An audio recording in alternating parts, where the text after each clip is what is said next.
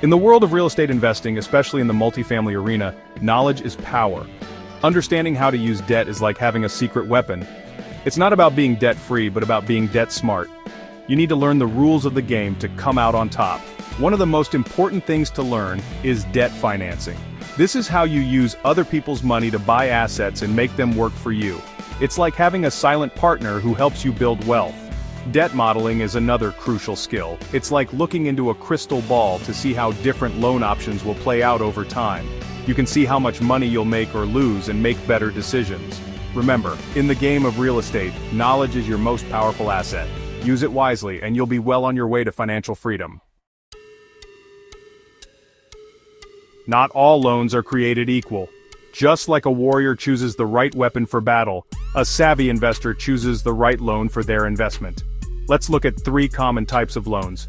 First, we have fixed-rate loans. These loans have the same interest rate for the entire loan term.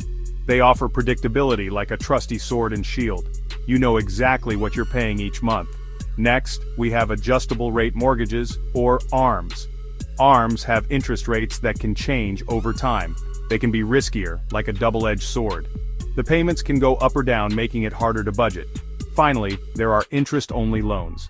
With these loans, you only pay the interest for a set period, not the principal. It's like delaying the real battle.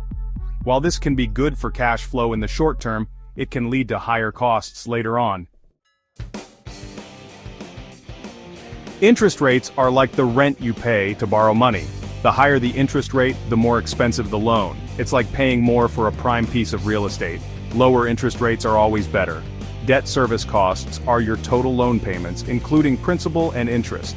Think of it as the cost of doing business. You need to make sure your rental income can cover these costs and still leave you with a profit. Remember, time is money.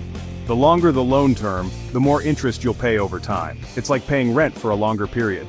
Shorter loan terms generally mean higher monthly payments but lower overall interest costs. In the world of real estate investing, you need to know how to keep score.